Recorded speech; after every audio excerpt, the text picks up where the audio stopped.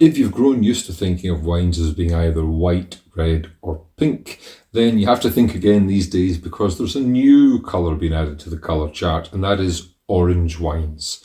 Orange wines is a category that has grown phenomenally. It's based on ancient techniques of winemaking.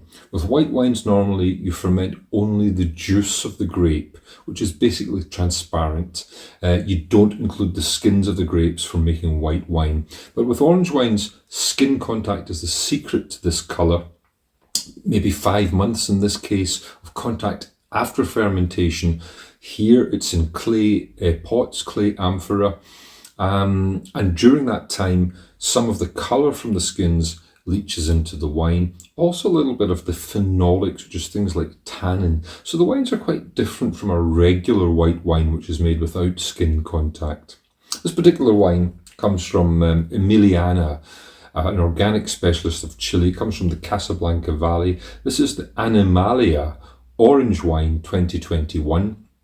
It's for sale from a specialist organic company called Vintage Roots, priced at £12.95. The wine itself is actually 100% Sauvignon Blanc, grown in Casablanca, but quite different from your standard New Zealand Sauvignon Blanc or your European version, a Sancerre or a Pouilly-Fumé. On the nose, well, there's a really nice, clear kind of peachiness here. In some ways, this is a little bit of a kind of beginner's orange wine because some of the more extreme examples are really quite different, very herby, very kind of earthy. This is clear fruit aromas, maybe a little bit of something like those lovely violet figs in there too, a little touch of nuttiness. So clear fruit, a little bit different, but very inviting. Then on the palate,